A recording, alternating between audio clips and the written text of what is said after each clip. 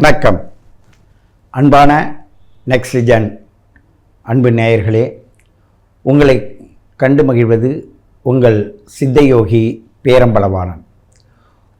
உங்களுடைய ஒவ்வொரு வினாடி பொழுதும் உங்கள் வாழ்க்கையின் வரலாறாக மாறுகிறது என்பதை நீங்கள் நன்கு உணர்வீர்கள். அந்த வரலாற்றை மாற்றுவது எது என்ற ஒரு கேள்வி வரும்பொழுது அப்பொழுது வானமண்டலத்தில் உள்ள கிரகங்களை நாம் காட்டுகிறோம். அந்த கிரகங்கள் வானமண்டலத்தில் இருப்பது அப்படியே நம்மளுடைய பூமியில் வாழக்கூடிய நம்ம உறவுகள் மூலமாகவும் நாம் பார்க்கிறோம். ஒரு சிலர் அண்டத்தில் இருப்பதை பிண்டத்தில் காட்டுவதும் பிண்டத்தில் நடப்பதை இயற்கைக்குள் மாற்றி அமைத்து செயல்படலாம் என்றும் பல விதத்தில் ஜோதிட கலையானது உங்களுக்கு நிறைய விஷயங்களை சொல்லித்தருது. அதில் இந்த நெக்ஸ்ட்ஜென் அன்பு நேயர்களுக்கு உங்களுடைய அன்பு சித்தயோகியின் ஆசிகளும் பிரபஞ்ச ஆசிகளும். நம்மளுடைய ஒவ்வொரு ஜாதகத்திலும் அவரவர்கள் பிறந்த நாள், அவங்க பிறந்த நேரம், நாள், அதனுடைய மாதம், அதனுடைய வருடம், பிறந்த இடம், இந்த கோட்பாடை அடிப்படையாக வைத்துதான் ஒவ்வொருவரையும் நாம் பிரித்து பார்க்கிறோம். எத்தனையோ கோடி ஜீவராசிகளுக்கு மையத்தில் மனிதராக பிறக்கின்ற ஒவ்வொருவரும் அன்பே சிவம் என்ற ஒரு தத்துவத்தின் கீழ் வாழ்கிறோம். அன்பு உடைய மனிதனுக்கு ஆணவம் வரவே வராது. ஆணவம் என்பது ஒரு வகையான ஒரு ஏக்கமும் தாக்கமும் கொண்டது. அது மனிதனை நேர்நிலையில் எடுத்து போகாது, ஆனால் போவது போல் ஒரு தோற்றமளிக்கும். அப்படிப்பட்ட இந்த நிலையில் உங்களுடைய 12 ராசிகளுக்குடைய கிரகங்கள் எந்தெந்த இடத்தில் இருந்து கொண்டு எப்படி இயக்குகிறது, யாரை இயக்குகிறது, குடும்பத்தில் யாரை இயக்குகிறது. ஒரு உதாரணமாக, ஒரு தந்தைக்கு உடல்நிலை சரியில்லை என்று சொல்லும்பொழுது அப்பொழுது நாங்கள் என்ன சொல்லுவோன்னா, அந்த ஜாதகத்தை பார்க்கும்போது பையனுடைய ஜாதகத்தை கொடுங்கன்னுவோம், தலைப்பிள்ளையோட ஜாதகத்தை கொடுங்கன்னுவோம். அப்படி கொடுக்கும்போது பார்த்தாக்க பையனுக்கு ராகுதீசம் நடக்கும், தகப்பனுக்கு ஆகாது. ஆனால் தகப்பன் தான் உடம்பு சரியில்லாத இருக்கார், ஆனால் பையனுடைய ஜாதகம் தகப்பனை தாக்கும். ஒரு லாட்ரி சீட்டு விழுது, அந்த லாட்ரி சீட்டில் விழுதுன்னா அந்த பையனுக்கு லாட்ரி சீட்டு விழுகிற ஒரு யோகம் இருக்குது. அப்படிப்பட்ட யோகத்தை அவங்க பெற்றோர் அடைகிறாங்க. ஒரு வண்டி வாகனத்தில் போகிற ஒரு யோகம் இருக்குது. அப்படிப்பட்ட அந்த யோகம் அந்த குழந்தைக்கு இருக்குது. அந்த குழந்தை படிக்கிற ஸ்கூலு, அது இருக்கிற இடத்தெல்லாம் பொறுத்து நம்ம வீடு வாசல் வாங்குகிறோம். அப்போது குழந்தையால் பெற்றோருக்கும், பெற்றோருடைய சக்தியை நல்ல அனுபவிக்கக்கூடிய இந்த குழந்தைக்கும் ஒரு பரஸ்பர உணர்வுகளை பிரித்து தனித்தனியாக காட்டுகின்ற ஆற்றல் கொண்டது தான் இந்த ஜோதிடக்கலை.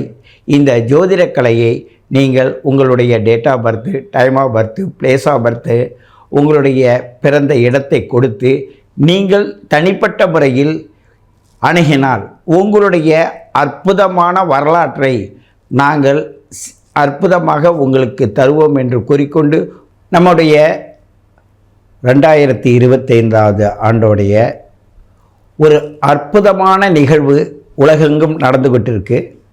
நம்மளுடைய பாரத தேசத்திலையும் நடந்துக்கிட்டு இருக்கு.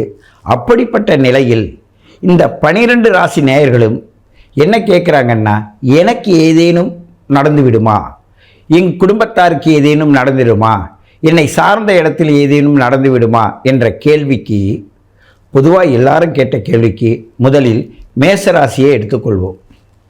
இந்த மேசராசி நேயர்கள் எப்படி இருப்பாங்கன்னா, ஒரு மனிதனோடு இன்னொரு மனிதனுக்கு வழிகாட்டுகிறேன் என்ற எண்ணத்தோடு மற்றவங்களுக்கு போய் உதவி செய்யணுன்ற மனப்பான்மையில் நெருங்கி போவாங்க.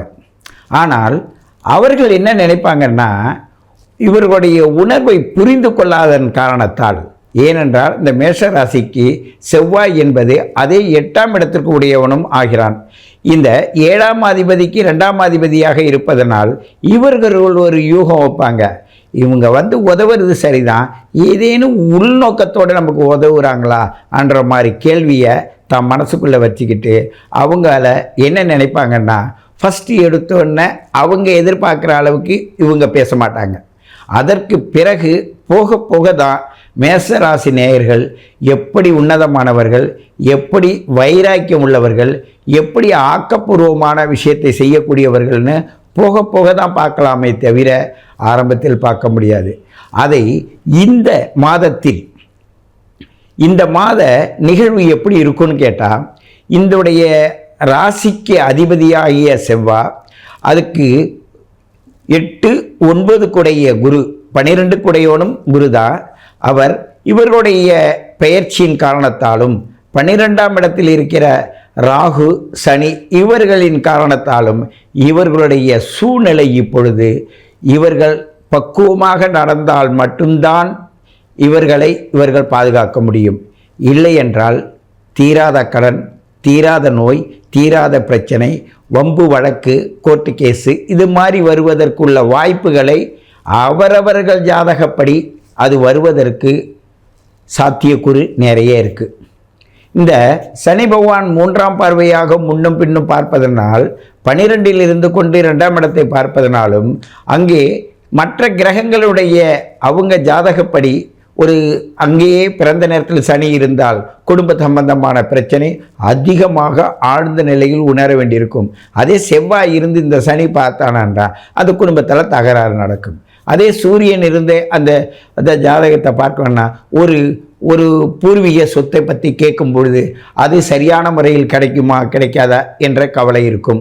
அதே ஒரு 2ஆம் இடத்தில் புதன் இருந்து அது சனி பார்க்குமானால் நான் போடுற ஒவ்வொரு சூழ்நிலும் என்னோடய அப்ளிகேஷன், என்னோடய முயற்சி, என்னுடைய பயணம் இதுக்கெல்லாம் எனக்கு சரியான பலன் கிடைக்குமா என்று கேள்வியை கேட்பாங்க.